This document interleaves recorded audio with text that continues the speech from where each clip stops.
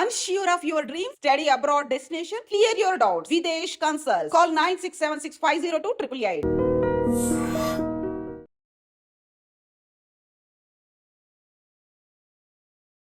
IPL half of the tournament అనేది complete అయిపోయింది and ఎవరికి గెలుపు అవకాశాలు ఉన్నాయి, మెయిన్గా ప్లే ఆఫ్స్కి వెళ్ళే అవకాశాలు ఎవరికి ఉన్నాయని అని చూసుకుంటే ఆ చాట్లో టీం ఒక లిస్ట్ అనేది కూడా పెరుగుతూ వెళ్తుంది. కానీ ఇంకా సినిమా అయిపోయలేదు, పిక్చర్ అభి బాకీ హే అన్నట్టు కూడా ఇంకా హాఫ్ ఆఫ్ ద టోర్నమెంట్ ఉంది. మళ్ళీ ఇంకా ఎవరైనా వస్తారా ఏంటా అనేది కూడా ఐపీఎల్లో మనం చూద్దాం. మరి ఇప్పటి వరకు జరిగిన టోర్నమెంట్ గురించి హైలైట్స్ అనేది కూడా మాట్లాడడానికి ఇప్పుడు మనతో పాటు కూడా ఉన్నారు మరి స్పోర్ట్స్ అనలిస్ట్ వెంకటేష్ గారు. సార్తో మాట్లాడదాం. Hi sir. హాయ్ జనక్య. సార్, ఈ first half cinema first half అన్నట్టు కూడా ఐపీఎల్ ఫస్ట్ హాఫ్ ఎలాంటి మజా అనేది ఇచ్చింది sir?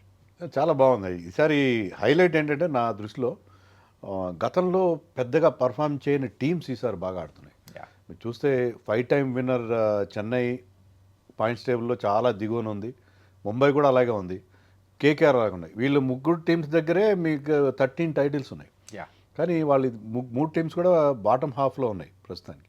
SRH last time finalist బ్రహ్మాండంగా ఆడిన టీం, వాళ్ళు కూడా కింద ఉన్నారు. వాళ్ళు కూడా ఒక టైటిల్ గెలిచారు, రాజస్థాన్ గెలిచారు. కానీ ఇంతవరకు టైటిల్ గెలవని టీమ్స్ పంజాబ్ కావచ్చు, ఢిల్లీ కావచ్చు, ఆర్సీబీ కావచ్చు, ఎల్ఎస్జీ, వీళ్ళు చాలా టాప్లో ఉన్నారు. అండ్ గుజరాత్ టైటన్స్ ఒకసారి టైటిల్ గెలిచారు, కానీ అది కూడా న్యూ టీం. సో ఈ కొత్త టీంలు అంటే పాత నీరు కొట్టుకుపోయి కొత్త నీరు వస్తుందా అన్నట్టుగా అనిపిస్తుంది సార్ ఐపీఎల్. సో ఒక డెమోక్రటిక్గా చాలా చాలా అంటే బడుగు టీంలు, బడుగు వర్గాలకు అన్నిటికీ బాగున్నట్టుగా ఏదో ఒక కొత్త వైబ్ మనకి ఐపీఎల్లో కనిపిస్తుంది. ఎవరు ఊహించి ఉండరు. ఐపీఎల్ స్టార్ట్ అయ్యేటప్పుడు అందరి దృష్టి సిఎస్కే, ధోని లాస్ట్ సీజన్ ఏంటి, వాటి ముంబై టీం ఆన్ పేపర్ సూపర్గా ఉంది. అలాగే ఎస్ఆర్హెచ్కి విపరీతమైన హైప్ ఉంది, కేకేఆర్ డిఫెండింగ్ ఛాంపియన్. వీళ్ళ మీద అందరికీ ఫోకస్ కనిపించింది. కానీ తీరా చూస్తే పంజాబ్, ఢిల్లీ, ఈవెన్ ఆర్సీబీ, అప్పుడు పెద్ద గొప్పగా పర్ఫామ్ చేయని RCB, Gujarat Titans on paper చూస్తే చాలా ఆర్డినరీగా అనిపిస్తుంది. ఫస్ట్ సీజన్ నుంచి అలాగే అనిపిస్తుంది, కానీ పర్ఫార్మెన్స్లో వాళ్ళు వేరే లెవెల్లో ఉంటుంది. ఈ టీమ్స్ అన్నీ బాగా ఆడడం అనేది మనం చూస్తున్నాం. ఇన్ఫ్యాక్ట్ ఫస్ట్ మనం మాట్లాడుకోవాల్సింది గుజరాత్ టైటన్స్ గురించి. వాళ్ళ బ్యాటింగ్ మాత్రం అరవీర భయంకరంగా ఉంది సార్. ఏంటంటే సాయి కిషోర్ కానీ, తర్వాత వచ్చే గిల్, లేటర్ బట్లర్ అండ్ అంటే వీళ్ళ ముగ్గురే కంప్లీట్ మ్యాచ్ను కూడా కంప్లీట్ మార్చేసి తర్వాత మిగతా వాళ్ళకి తీసుకోండి అన్నట్టు ఇచ్చేస్తున్నట్టుంది స్కోర్ మిగతాది. సో ఆ టీం గురించి సార్? అదే సాలిడ్ బ్యాటింగ్, టాప్ 3. మీకు టాప్ 3 అంత సాలిడ్గా ఉంటే సాయి కిషోర్ చూస్తే 8 మ్యాచ్ల్లో 5 50 కొట్టాడు. ఇంకొక 40 కూడా ఉన్నట్టుంది if I'm not wrong. So అంత కన్సిస్టెంట్గా ఆడుతున్న ఆరెంజ్ క్యాప్ అతని దగ్గర ఉంది. శుభ్మన్ గిల్ స్టార్టింగ్ కాస్త స్లోగా స్టార్ట్ అయిన తర్వాత అతను has coming to his own. ఒకసారి శుభ్మన్ గిల్ ఫామ్లోకి వస్తే అతను పట్టుకోలేము. Buttler is IPL superstar ఎప్పుడైనా. అన్ఫార్చునేట్లీ ఆ రాజస్థాన్ వదిలేసుకున్నారు. సో ఇప్పుడు చాలా రిగ్రెట్ అవుతూ ఉంటారు. సో బట్లర్ తనకు అలవాట్లైన ప్లేస్లో he's always been an opener and he's coming it number 3 and batting beautifully different గేర్స్లో ఆడుతున్నాడు. లేట్గా వస్తే కాస్త క్విక్గా రన్స్ చేయడం. వీళ్ళు ముగ్గురుతో పాటు వీళ్ళు ప్లాట్ఫామ్ క్రియేట్ చేస్తే, ముగ్గురులో ఒకరు ఫెయిల్ అయినా ఇద్దరు బ్రహ్మాండంగా ప్లాట్ఫామ్ క్రియేట్ చేస్తే, సంబడి లైక్ షెర్ఫేన్ రూదర్ఫర్డ్ ఐపీఎల్లో గతంలో కూడా ఆడాడు, ముంబై కూడా ఆడాడు, never did well in IPL. కానీ ఈ ఫ్రాంచైజ్ దగ్గరికి వచ్చేసరికి అతను అద్భుతంగా ఆడుతాడు. సో అండ్ రాహుల్ తెవాతియా కొన్ని మ్యాచ్లు ఫినిష్ చేస్తాడు. ఈవెన్ షారుఖ్ ఖాన్ మీద వాళ్ళు కాన్ఫిడెన్స్ పెట్టారు. గ్లెన్ ఫిలిప్స్ లాంటి ఒక గ్లామర్ బాయ్ని కూడా పక్కన పెట్టి షారుఖ్ ఖాన్ కంటిన్యూస్ ఛాన్స్ ఇస్తే అతను కూడా కొన్ని కీలకమైన ఇన్నింగ్స్ ఆడడం అనేది చూసాం. సో అది వాళ్ళ బ్యాటింగ్. ఇంకా వాళ్ళ బౌలింగ్ విషయానికి వస్తే సిరాజ్ ఇండియన్ టీంలో ప్లేస్ కోల్పోయాడు. ఇటీవల కాలంలో కెప్టెన్ రోహిత్ శర్మ కూడా అతని మీద కామెంట్ చేయడం జరిగింది, ఓల్డ్ బాల్ తను ఎఫెక్టివ్ వెళ్ళాడని చెప్పి. అతను ఓల్డ్ బాల్తో ఏంటి, న్యూ బాల్తో ఏంటి అదర్ కొట్టేస్తున్నాడు. రివర్స్ స్వింగ్ చేస్తున్నాడు, లేకపోతే న్యూ బాల్తో స్వింగ్ చేస్తున్నాడు. Is doing extremely well. Prasidh Krishna is having his best IPL ever. And Sai Kishore గతంలో ఫుల్ మ్యాచెస్ ఇప్పుడు ఆడలేదు, అతను బ్రహ్మాండంగా ఆడుతున్నారు. తాజాగా ఫామ్లోకి వచ్చాడు రషీద్ ఖాన్. ఇషాంత్ శర్మ కూడా బాగా బౌలింగ్ వేస్తున్నాడు. సో ఏ రకంగా చూసుకున్నా the team is looking very good. అందుకే వాళ్ళు అందరికంటే టాప్లో మనకి కనిపిస్తున్నారు. ఇన్ఫ్యాక్ట్ గుజరాత్ టైటన్స్ పేరు గుజరాత్ తమిళ్ ఫ్లేవర్ టైటన్స్ అని పెట్టుకోవాలి సార్. ఏంటంటే ఎక్కువ మంది ఆల్రెడీ వాషింగ్టన్ సుందర్ కూడా అందులోనే ఉన్నాడు, సాయి కిషోరు అండ్ సాయి సుదర్శన్, షారుఖ్ ఖాన్, వీళ్ళంతా మీరు తమిళ్ ఫ్లేవర్ కాకుండా సిఎస్కే ఫ్లేవర్ కూడా అనుకోవాలి. ఎందుకంటే సిఎస్కేలో ఇదివరకు గతంలో ఇలా జరిగేది, వేరే టీంలో ఫెయిల్ అయిన వాళ్ళు, పెద్దగా స్టార్ ఇమేజ్ లేని వాళ్ళు సిఎస్కేలో వచ్చి సూపర్ స్టార్స్ అయిపోయేవారు. అలాగే ఈ టీంలో ఆడుతున్న వాళ్ళు Sai Sudharsan was nobody before, now he's playing for India. So అలాంటి ఒక టర్న్ అరౌండ్, అంటే ఈ క్రెడిట్ అంతా నేను వాళ్ళ కోచ్ ఆశీష్ నెహ్రాకి ఇస్తాను.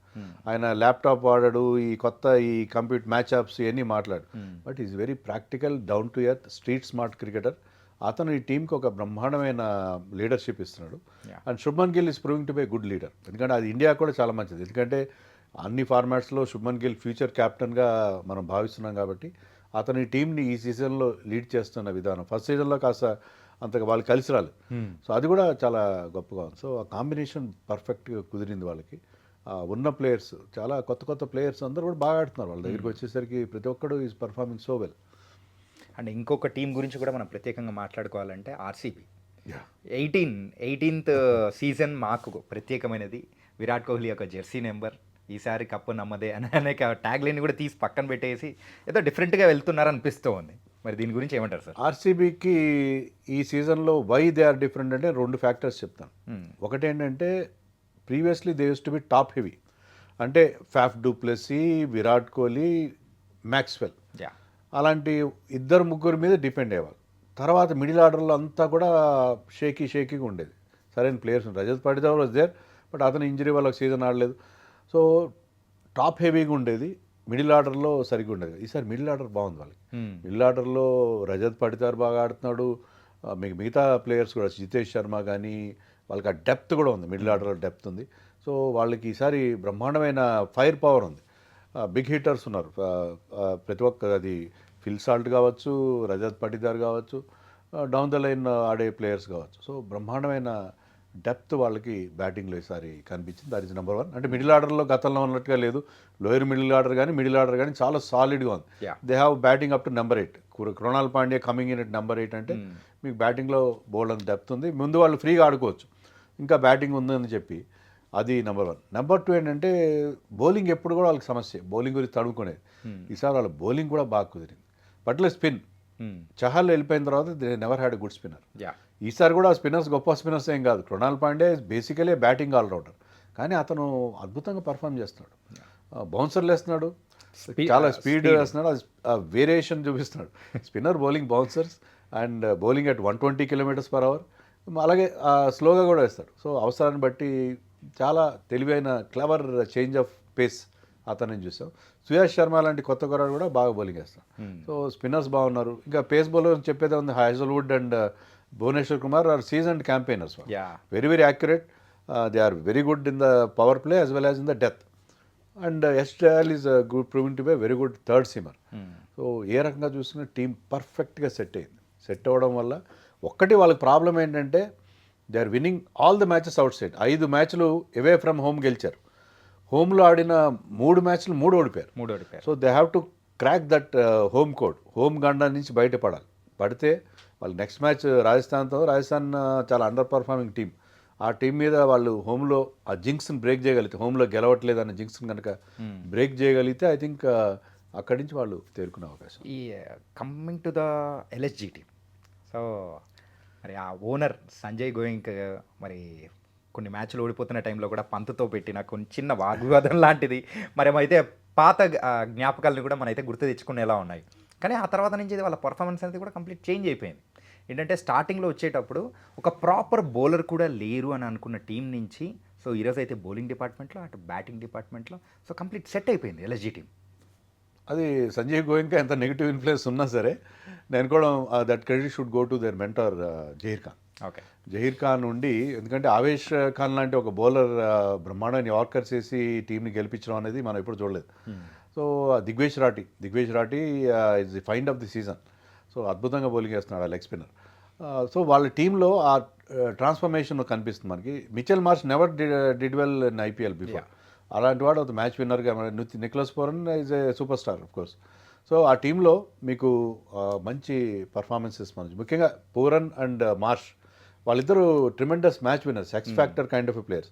వాళ్ళిద్దరు క్లిక్ కావడం వాళ్ళకి పెద్ద ప్లస్గా కనిపిస్తుంది. ప్లస్ మార్క్రమ్ కూడా మెల్లగా ఫామ్లోకి వచ్చాడు, బదోని ఆడుతున్నాడు. కెప్టెన్ రిషబ్ పంత్ ఫెయిల్ అవుతున్నా కూడా దాన్ని వీళ్ళందరూ కవర్ చేస్తున్నారు. యా అలాగే బౌలింగ్ విషయానికి వస్తే బౌలింగ్ చాలా బాగుంది వాళ్ళకి. Bowling Shardul Thakur unsold player వచ్చి అతను పెద్ద స్టార్ అయిపోయి పర్పుల్ క్లబ్ రేస్లో ఉన్నాడు. యా సో వాళ్ళకి ఏ విధంగా చూసుకున్నా that team is looking very good. Mayank Yadav కూడా చేరితే కనుక వాళ్ళు సెకండ్ హాఫ్లో కూడా బ్రహ్మాండంగా పర్ఫామ్ చేసే అవకాశం. Mayank Yadav extra speed could become the next factor for that. And ఒక్కసారిగా రేస్లోకి నేను ఉన్నాను అనుకుంటూ వెనకాల నుంచి పరిగెత్తుకుంటూ వస్తున్నాం ముంబై ఇండియన్స్ గురించి ఏం చెప్తారు? ముంబై ఇండియన్స్ కూడా అంటే ఇప్పుడు టాప్ 5లో మనకి ఉన్న టీమ్స్ని దాటుకోవాలంటే ముంబై ఇదే కన్సిస్టెన్సీ మెయింటైన్ చేయాలి. వరుసగా 3 మ్యాచ్లు గెలిచారు. ఒక స్టేజ్లో చాలా హోప్లెస్గా కనిపించే టీం కూడా సెట్ అయింది. ఇప్పుడు వాళ్ళకి పర్ఫెక్ట్గా వాళ్ళు ఎవరిని ఆడించాలి, ఎవరిని పక్కన పెట్టాలి అనేది అంతా కూడా అందులో బుమ్రా రావడం అనేది కూడా వాళ్ళకి చాలా కలిసి వచ్చింది. బుమ్రా రావడం, విల్ జాక్స్ ఫామ్లోకి రావడం, రోహిత్ శర్మ ఫామ్లోకి రావడం. సో వాళ్ళకి మెల్లమెల్లగా వాళ్ళకు ఉన్న ప్రాబ్లమ్స్ అన్నీ ఒక్కొక్కటి సాల్వ్ అయిపోతున్నాయి. కాబట్టి ఇక్కడి నుంచి ముంబై చాలా బాగా ఆడే అవకాశం ఉంది. అందులో Suryakumar is in super form. మామూలు ఫామ్లో లేడు సూర్యకుమార్. స్టార్టింగ్లో కాస్త మెల్లమెల్లగా స్టార్ట్ అయ్యాడు. కానీ లాస్ట్ మ్యాచ్లో మనం చూసాం 220 స్ట్రైక్ రేట్తో అతను మ్యాచ్ని ఫినిష్ చేసి ఇంకా 5 ఓవర్లు ఉండగానే అతను మ్యాచ్ని ఫినిష్ చేసిన తీరు చూస్తుంటే Suryakumar in that kind of form is a great one. Bumrah కూడా లాస్ట్ మ్యాచ్లో అద్భుతంగా పర్ఫామ్ చేశాడు. ఒక మంచి హై స్కోరింగ్ వెన్యూలో బుమ్రా ఫిగర్స్ అద్భుతంగా ఉన్నాయి. సో రోహిత్ శర్మ ఆల్సో ఒక్కసారిగా ఫామ్లోకి వచ్చేసి రోహిత్ శర్మ ఫామ్లో లేకుండా లేడు అంతకుముందు కూడా. బిగ్ స్కోర్స్ రాలేదు. ఇక్కడ ఏంటంటే కొంచెం షార్ట్ సెలెక్షన్ మార్చుకొని కాస్త ఎక్కువసేపు నిలబడి అతను ఫామ్లోకి రావడం. సో ముంబై ఈ 5 టీమ్స్ పైన ఉన్నాయి కొత్త టీమ్స్. కానీ ముంబై కూడా వాళ్ళకి పోటీ. సో ఈ 6 టీమ్స్ మధ్య నాకు పోటీ కనిపిస్తుంది.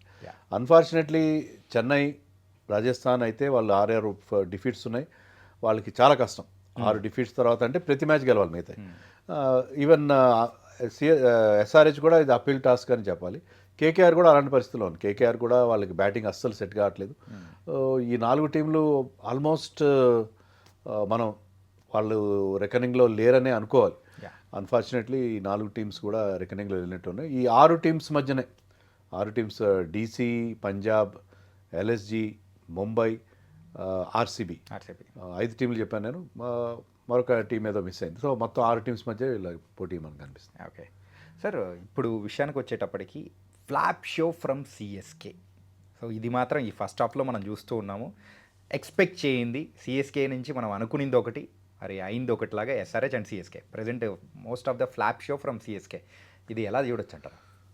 సిఎస్కే ఫ్లాప్ షోకి చాలా కారణాలు ఉన్నాయి. ఒకటి రుతురాజ్ గాయక్వాడ్ ఒకడే కాస్త కన్సిస్టెంట్గా ఆడే ప్లేయర్. అతను సడన్గా ఇంజర్డ్ అయిపోవడం అదొక కారణం. మళ్ళీ క్యాప్టెన్సీ మార్పుల నుంచి మళ్ళీ వాళ్ళు అడ్జస్ట్ కావడం, ధోని క్యాప్టెన్సీ తీసుకోవడం, ధోని ఫామ్ కూడా. ధోని చివరిలో ఎందుకో అతని రోల్ ఏం కనబట్టలేదు అక్కడ. ఒక్క మ్యాచ్లో అయితే గెలిపించాడు కానీ చాలా మ్యాచ్లో అతని రోల్లో క్వశ్చన్ మార్క్గానే ఉంది ధోని. అలాగే జడేజా లాస్ట్ మ్యాచ్ ఒక మ్యాచ్లో కొద్దిగా ఫామ్లోకి వచ్చాడు. అది మినహాయిస్తే అతని ఆల్రౌండ్ పర్ఫార్మెన్స్ ఏం లేదు. సో నూర్ అహ్మద్, ఖలీల్ అహ్మద్, మతీషా పతిరానా తప్ప ఎవ్వరు బాగట్లేదు.